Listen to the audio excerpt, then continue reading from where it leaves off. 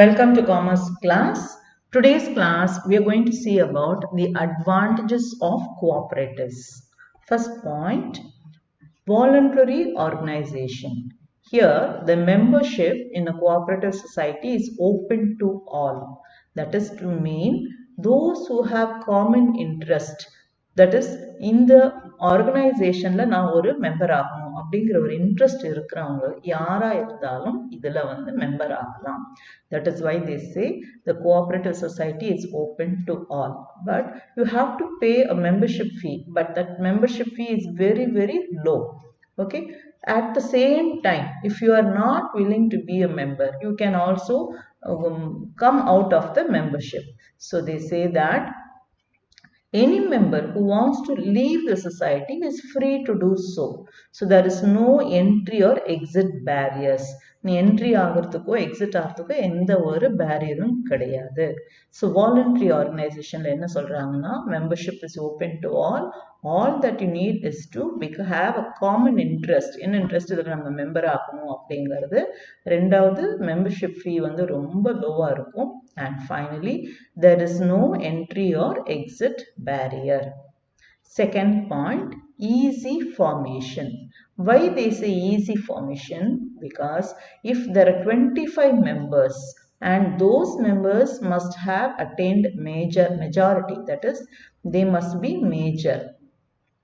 So, if 25 members who have crossed age of majority, then it is easy to form the cooperative organization. But you have to observe some simple legal formality. So, 25 member இருந்தா போதும், எல்லாருமே மேஜரா இருக்கணும். அதுக்கப்புறம் அவங்களுக்கு சில simple legal formality follow பண்ணாவே போதும். It is enough to form the organization. Next one, democracy. Democracy here, it is run on the principle one man, one vote.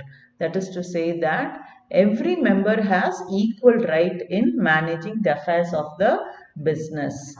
Okay, so if you have lot of money, power, all that will not dominate the business. So if you buy majority of the shares also, that does not matter because every man is given only one vote.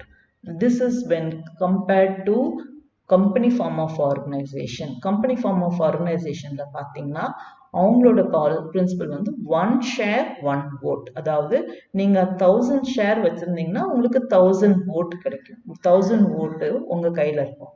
ஆனால் here in cooperatives, even if you buy a lot of shares, only one person is giving only one vote.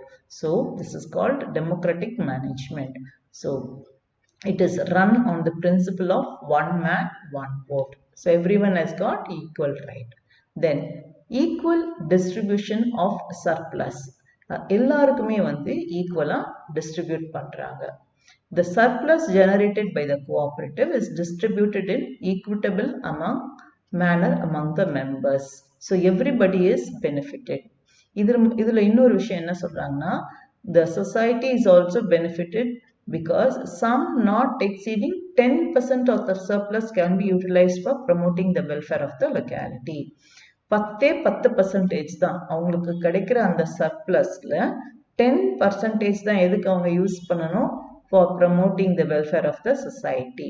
So this is equal distribution of surplus. Everyone is given the equal distribution of surplus and everyone is benefited, and at the same time 10%க்கு மேல அவங்க society வெல்ஃபேருக்காக எந்த இடத்துல அவங்க இருக்கிறாங்களோ, in whichever place that cooperative is located, not more than 10% they can use for welfare development.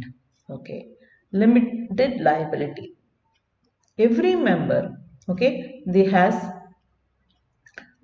has liability in the cooperatives, but that is limited to the extent of their capital contribution. அவங்க எவ்வளவு capital contribute பண்ணிருக்காங்களோ அந்த அளவுக்கு தான் அவங்க they are liable to the cooperatives. They cannot be personally held liable for the debts of the society. இப்போ cooperative societyக்கு நிறைய கடன் இருந்தா members வந்து அவங்களோட personal ப்ராப்பர்ட்டில இருந்து பே பண்ணணும்னு அவசியம் இல்லை. அதுதான் சொல்றாங்க. The liability of the member in the cooperative is limited to the extent of their capital contribution. Next, separate legal entity.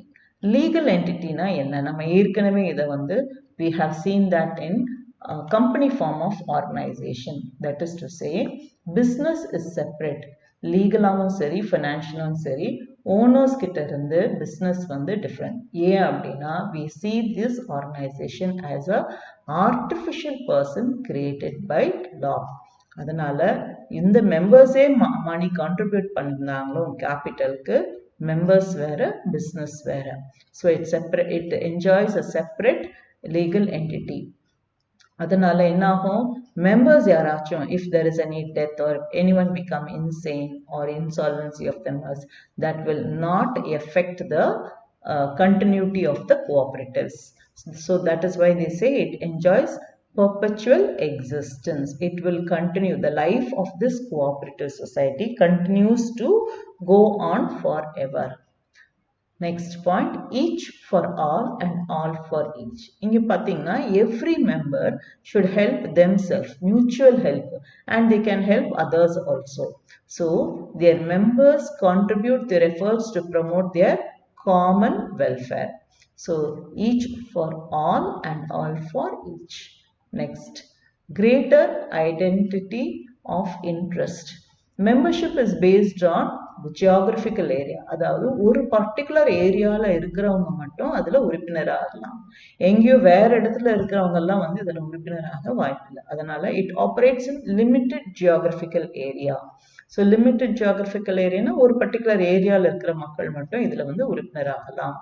ஏன் இது அப்படின்னா so that they can contribute more to the activities of the society in an effective manner. அப்ப எங்கேயோ ஒரு இடத்துல இருந்தாங்கன்னா அவங்களுக்கு அடிக்கடி மீட் பண்றதுக்கோ இல்ல வேலைகளை எடுத்து செய்யறதுக்கோ it is not possible.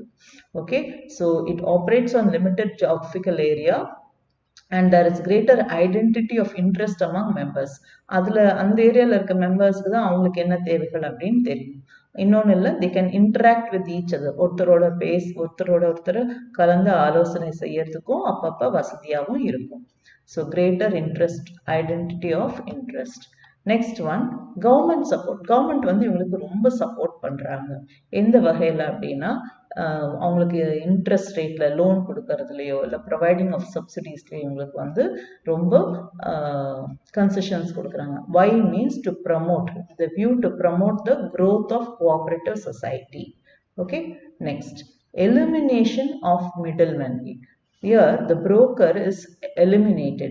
The members themselves can directly purchase from the producer. Producers கிட்ட இருந்தே டைரக்டா இவங்க பர்ச்சேஸ் பண்ணி and they can sell it to the customers. They can eliminate, do away with the middlemen. இதுல என்ன பெனிஃபிட்னா the middlemen ஓட கமிஷனை வந்து இவங்க என்ஜாய் பண்ணலாம்.